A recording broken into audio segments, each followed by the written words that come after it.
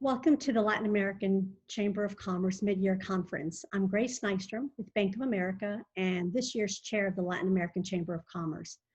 I am very honored to be moderating today's fireside chat with Charles Bowman, Bank of America's market president. Charles, welcome.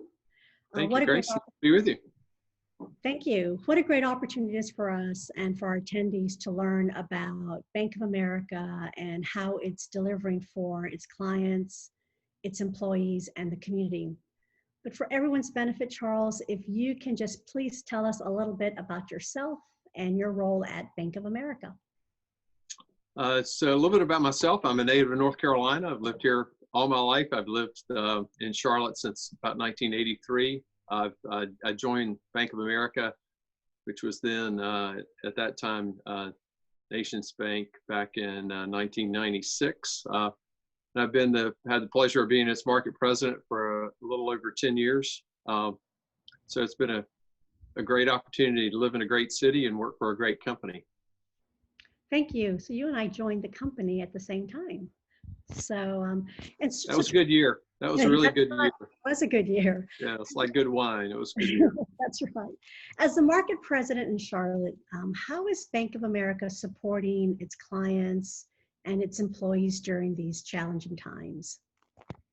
Well, early on, back in March, when we really experienced a lot of stay-at-home orders and as the pandemic began to hit the United States, we really did things to accommodate our clients and customers with waiving fees, deferring payments, pushing back, for example, credit card and mortgage payments we deferred.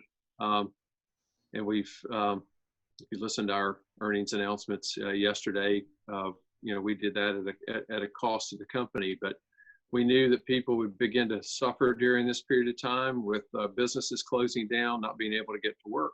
And we felt like we really needed to step up and help our customers and clients get through this. And we're still doing a lot of that today. One of the other major things that we did was we engaged with the payroll protection program with the federal government. And we're one of the banks being willing to do that. So we helped hundreds of thousands of small businesses in getting much needed resources and money out to them. Thank you. And then if you can just talk a little bit about what we've been doing for the employees. Well, at Bank of America, the health and welfare and safety of our employees is probably of paramount importance. We're very proud of the fact that we were able to transition to we call it a business continuity posture or work at home posture for about 180,000 of our 210,000 employees who are able to work from home.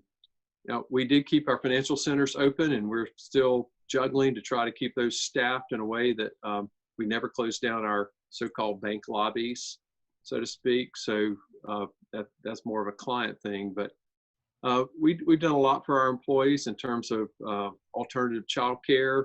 We've agreed not to have any layoffs this year as a result of the pandemic.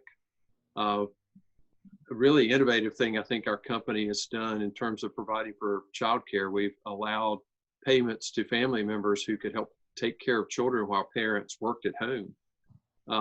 So a double hit there. You're able to help support somebody else in your family and get the childcare that the company was willing to pay for. We've distributed masks to every single employee in the company, so for their personal use at home. And anybody who has to come into the office, they have all the so-called PPE equipment, face masks, gloves, in order to keep them safe. But the number one goal for us is to keep our people safe and well. We took a lot of our high risk, when we say our higher risk population, the people who were more vulnerable to the virus or who would suffer more deeply from it. We tried to help those people get into a work from home posture earlier.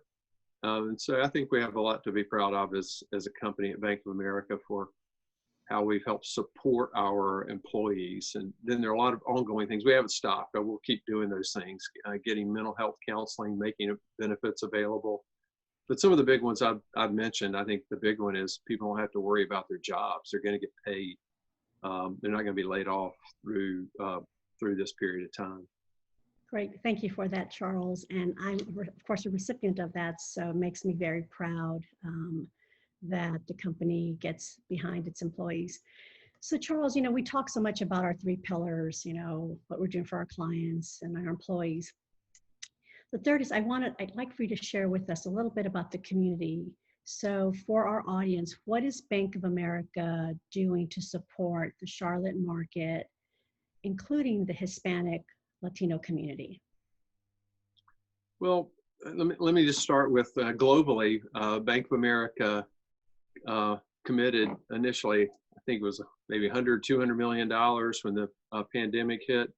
And then after the social unrest occurred in the last number of weeks, we committed $1 billion to be spent over a period of 4 years to really address some of the inequities, particularly around healthcare, around housing.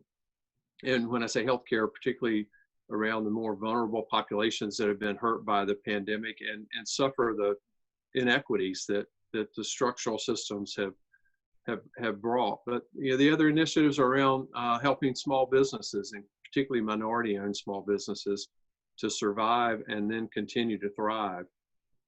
Some of the specific things we've done here in Charlotte, we were one of the early contributors to the COVID-19 Emergency Relief Fund that was formed by the United Way of Central Carolinas and the Foundation of the Carolinas. I've served on that investor group and on that grant-making group. And the idea was to get money to people who needed it most. I think we've done a really nice job, the whole group has, of finding the right places to spend that money.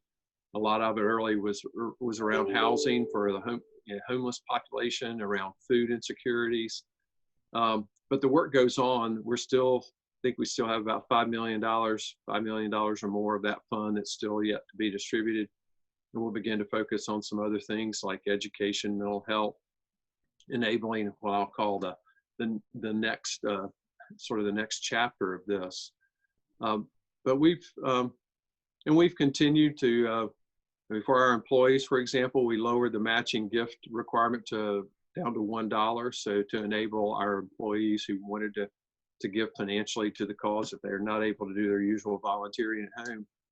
We've helped enable that, and we'll continue to do that. I mean, we're just now in the early stages of figuring out where can our money best be spent. But that's just one of the things.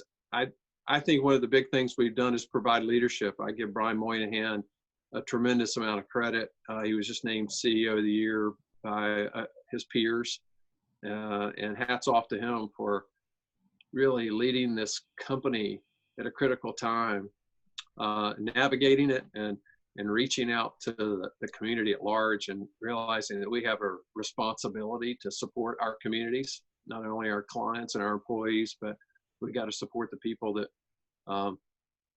we're part of, where we live and work. Right. And can you speak to some of our Hispanic Latino efforts in the community, Charles? Well, some things you probably don't know, and Grace is a great ambassador for this. This really started prior to our pandemic effort. We formed a Hispanic Business Council internally to really begin to do it thoughtfully. When I say do it thoughtfully, help serve our clients, figure out how we can better serve our clients and communities. And Grace leads that. There's a small team within the company really beginning to focus on and listening in first place, listening. What are the needs? Where are the needs? And how can we best help continue to serve those needs? So yeah, that's the big one, because it has sustainability. We talk about growing at a sustainable rate and recognizing that there's an ever-growing and important population here in Mecklenburg County that we need to really reach out to and serve.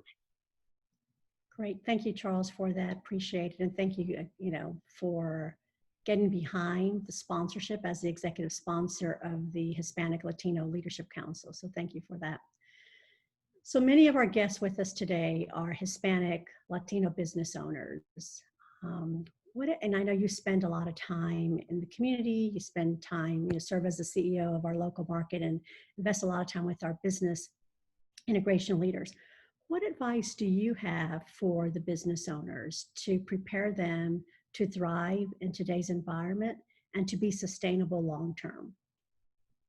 Well, I think today, if I were talking with a group of, since we're on Zoom, I guess I'm virtually talking to a lot of people here at some point, but I guess there are probably two or three things that I would emphasize to businesses. One is I would take action now. I mean, take stock of where you are. Uh, are you one of the businesses that's impacted significantly? I mean, some businesses aren't. I mean, some businesses are actually growing through this. I guess if you're in the package delivery business, you've probably seen an increase. If you're in the airline business, you've seen a dramatic decrease. But take stock of where you are and take actions to allow yourself to survive. That maybe you need to tighten your belt. Maybe you need to decide what's really essential, and then take those actions, because you can't wait. I think the second one is to have a plan, and to be able to look out a little further than the next 30 days.